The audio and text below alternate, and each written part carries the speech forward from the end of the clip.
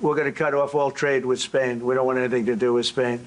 More conflicts of interest. Welcome back to Moose on the Loose. My name's David. Today, Carney is conflicted out the wazoo. This is absolutely non-stop. Not only Carney conflicted, we have a Liberal MP who is cited for breaching the Conflict of Interest Act, bringing this tally of Liberal lawbreakers to 10. With that, Carney's landed in Australia. Is he going to break more conflict of interest law down there? We got a bunch of other stuff here. Let's jump into this. We're going to start this episode off with this bombshell here, posted by Conservative Jeremy Patzer. Breaking today, the now vacant office of the PBO announced that they won't be publishing any new reports just days after the OECD calls it one of the strongest institutions of its kind. It was getting massive praise, and Carney lets the guy go. Jason Jacques, the excellent parliamentary budget officer we've had for the past 6 months, is out the door. Carney did not renew his contract. And what has come from this? Look at this. Due to vacancy of the position parliamentary budget officer, the office of the parliamentary budget office will not be publishing new reports or undertaking new requests from parliamentarians. This is not how democracy works in this country. Carney needs to be thrown out of power. He's breaking the law, in my opinion, on his trip over to India and probably coming in Australia and Japan. Conflict of interest law 4, 6, and 7. He's violating all of them, which we'll get to more of here in a second. But first, we've got Pierre Poilievre meeting more people over in the UK. Andrew Griffith, MP, 25-year career in business, Shadow Secretary of State for Business and Trade of the UK. Delighted to lead a group of business leaders in meeting Conservative Party leader Pierre Poilievre in insightful discussion. Jumping back to Mark Carney, he's just landed in Australia, but we're going to go back to India here because he posted this yesterday. Canada is on a mission to double our trade with India and attract massive new investment for Canadian businesses.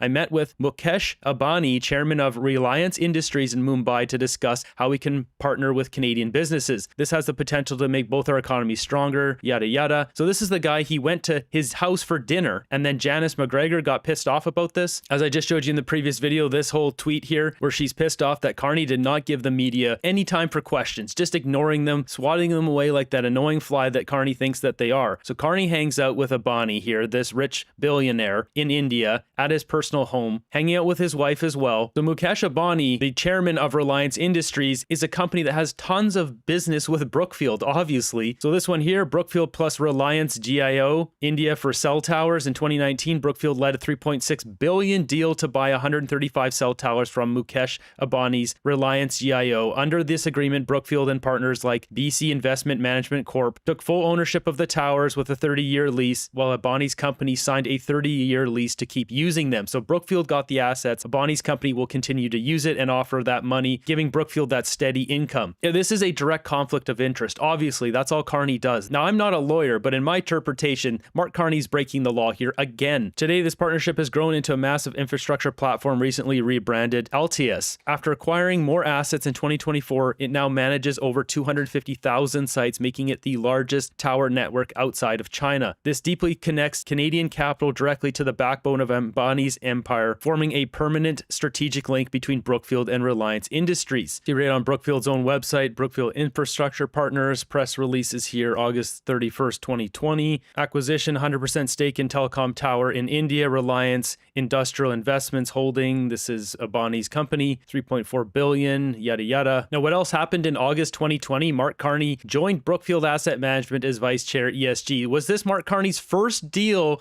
on the job? Maybe this deal here holds a special place in his heart, hence why there's such big jolly smiles on both their faces. I don't know, these are guys that look very comfortable with each other. Was this Carney's first deal? Was doing it with this billionaire at Brookfield? Brookfield asset buyout creates largest India tower unit. This is a massive deal that ties both the companies together. It's a direct conflict of interest for Mark Carney to even be talking to this guy, let alone in his private residence. We've also got this one here, Brookfield and Reliance for a natural gas pipeline. 2019, Brookfield Asset Management acquired East-West Pipeline, now operating as Summit Digital Infrastructure from Mukesh Ambani's Reliance Industries. The asset here is a 1,400-kilometer natural gas pipeline connecting the Kakinada gas fields on India's east coast to Bharuch in the west. It is a critical piece of energy infrastructure for the country. Brookfield invested $1.87 billion to take over 100% control of the pipeline. Yet they don't seem too keen on building pipelines in Canada. I wonder if they're going to force them to make that a low-carbon natural gas pipeline, or is that only in Canada? The hypocrisy secrecy is rich. And we've also got one for AI data centers over here, which is Digital Connections. This is one I've had on the chart for a while. Digital Connection joint venture of Bonnie's Reliance Industries and Brookfield, along with Digital Reality, operate a joint venture called Digital Connection. In late 2025, they announced a massive $11 billion investment to build a 1 gigawatt AI native data center campus in Andhra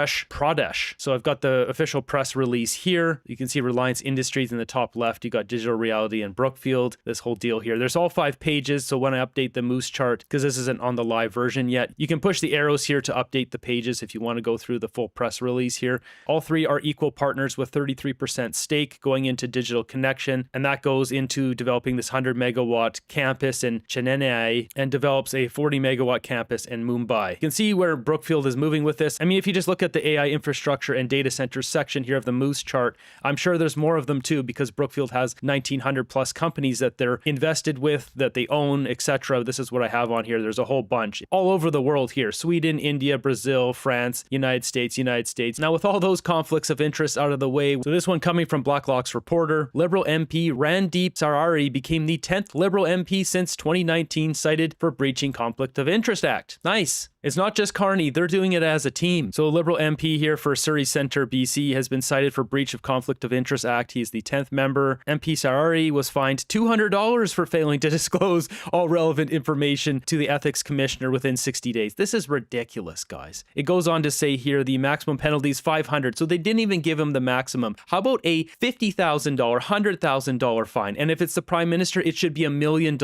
I'm not even joking. That's what it should be, $1 million fine every single time. And would Carney still do it? I mean, we're talking carried interest of $274 million upwards to $1.2 billion. He would probably still do it at a $1 million fine. It's a little more risky because that would be out of pocket. But I mean, $200, you would get a higher fine for littering. It says here, Sarari in early filings itemized extensive real estate holdings and mortgages, including 7 rental units in Burnaby and Surrey. It goes on to break down the other 9 people that have breached conflict of interest, because he's the 10th. So first on the list, Justin Trudeau, Bill Morneau, Dominic LeBlanc, Mary Ng, Greg Fergus, James Maloney, Anita Vanderbilt, Joe Pesh-Licido, and Yasmin Yatsuani. Then it does go on to say here that the Conservatives have proposed a $20,000 fine for breaching Conflict of Interest Act, which is getting into the ballpark. Let's bring that up. It's got to be at least $100K for these infractions, but the Conservatives is $500 to $20,000. I think it should be $20,000 to $100,000. Special case there for Prime Minister up to $1 million. Meanwhile, Mark Carney has landed in Australia, and what has he done? Well, he's basically told the media to buzz off. He's taking a personal day. Now, I'm trying to figure out exactly what he's doing in Australia because it's unknown. I do have a few ideas, but first, CTV, they bring on Tom Mulcair here, talking about Carney basically dodging the media. There's no question this is a jam-packed trip for the Prime Minister. However, those of us in this industry have noted that the Prime Minister has not spoken to reporters in days. Oh,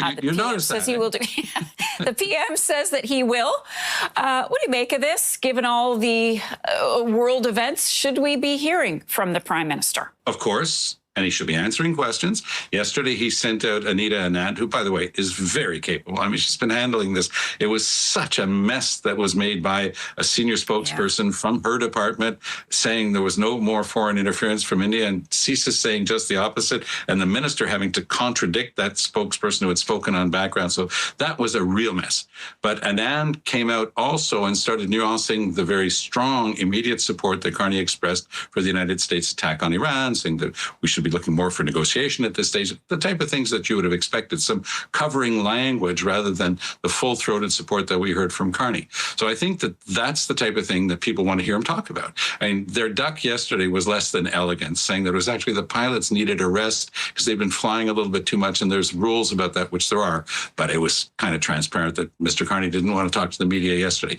He'll have his story straight today, and he'll be able to navigate between the finesse that Anand tried to bring to it yesterday and what he said on Saturday. He better not turn on the beep, beep, beep, backing away from Trump, because we're seeing how that's playing out right now with Great Britain. I mean, Trump is in a rage with Keir Starmer. He's not happy at all because that's actually got to do with the military. Something called Diego Garcia, which is a large base in the Pacific that belongs to both of them. And the Brits were trying to say the Americans couldn't use it for staging. They tried to deny them a similar base in Great Britain.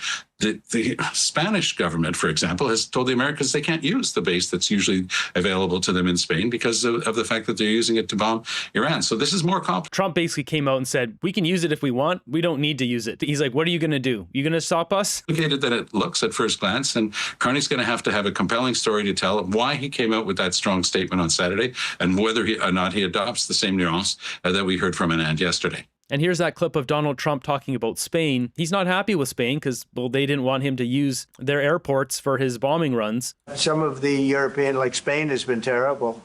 In fact, I told Scott to cut off all dealings with Spain. Spain, first of all, it started when every European nation, at my request, paid 5%, which they should be doing.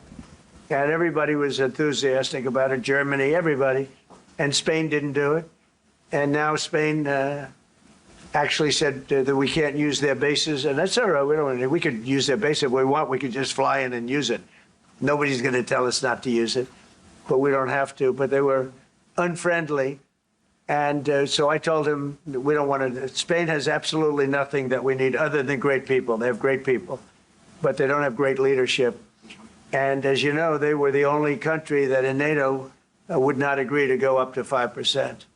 I don't think they would agree to go up to anything. They wanted to keep it at 2%, and they don't pay the 2%.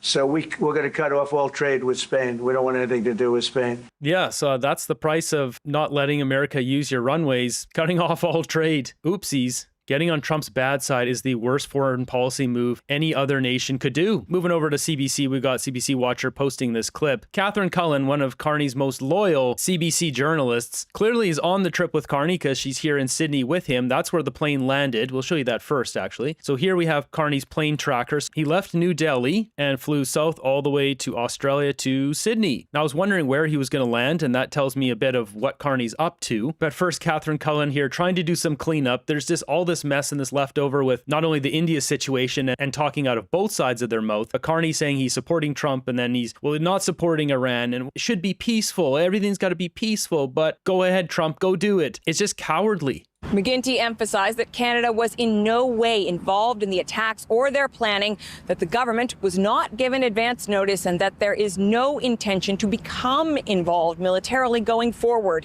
He says all Canadian military personnel in the Middle East are out of harm's way. McGuinty is here in Australia as part of an effort to increase defense collaboration. The Prime Minister spent his first afternoon on what his officials would only call a personal commitment. Tomorrow, the Prime Minister will meet with businesses in Sydney to try to further advance trade.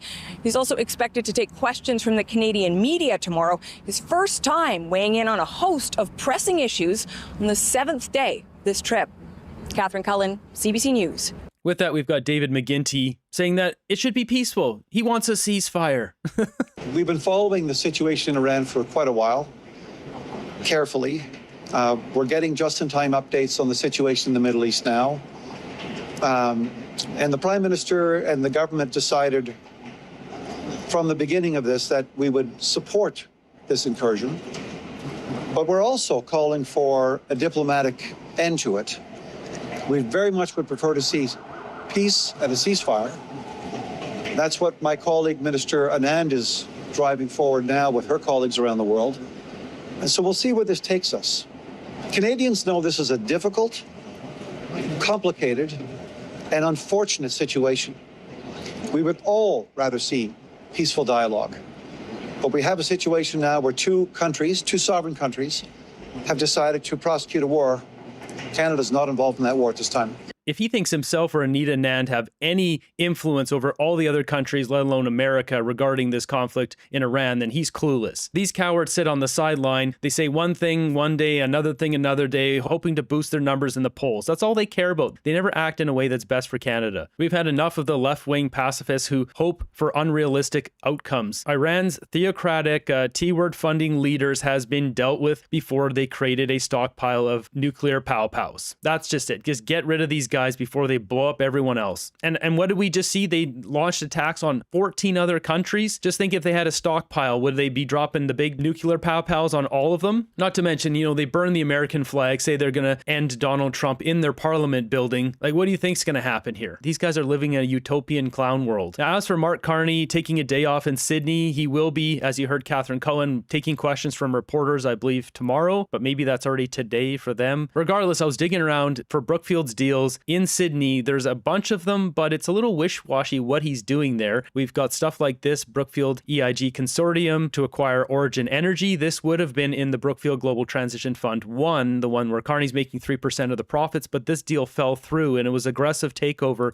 that the board, I believe, voted against. So they never acquired this company. Same thing with this company, AGL, another aggressive takeover. You can see here, Brookfield Global Transition Fund. It would have been for that fund, but this didn't go through. Both of these are in Sydney. You can see Brookfield Properties here. They have a ton of properties in Australia, Australian portfolio. It's unlikely he's checking in on a real estate portfolio. We've got Brookfield Near's $318 million Sydney office deal and more APAC real estate headlines. This is from February 17th, so like a week ago or so. Somehow I don't think this is what he's there for. It's got to be tied to green energy, AI, net zero, basically. There's this one too, Brookfield Renewable and Neon. So this is one that is a part of Brookfield's portfolio, which we see here, Neon Brookfield Paris. This is 6.1 billion euro takeover of Neon SA, a Paris-based independent renewable energy developer, was led by Brookfield Asset Management through Brookfield Renewables. Lunate, an Abu Dhabi asset manager, partnered with Brookfield on this deal. Now you're wondering, what does this have to do with Australia? They have an office, or their headquarter office is in Sydney. This one is in the Brookfield Global Transition Fund 2, which I don't believe Mark Carney gets carried interest from. That would be a great question for Michael Barrett or Michael Cooper to ask Justin Bieber, that exec from Brookfield, or any other person from Brookfield. But I believe Carney doesn't get carried interest from Brookfield Global Transition Fund 2. It's only from Fund 1. There's this one here, acquisition of Unity Group and Morrison by Brookfield Asset Management. This is August 4th, 2022. So this one here is delivering critical digital infrastructure to thousands of residential customers. This is a big deal. Could it be this one? Maybe it's just meeting with some Brookfield executives. Something is happening over there. There's also this one, Brookfield teams with Envision on Australian renewable push. This is back from August 16th, 2023. 14 gigawatt renewable generation storage facilities in the country. So who knows? And we've got this one, Brookfield buys Australian freight firm Ascanio for $6.6 billion. This is back in May 17th, 2020. So this is just before Mark Carney's time at Brookfield. But he could be going in to check on this because, I mean, he's got stock options worth tens of millions of dollars in Brookfield, let alone all his carried interest, his stocks in Stripe, and all that stuff tied to net zero.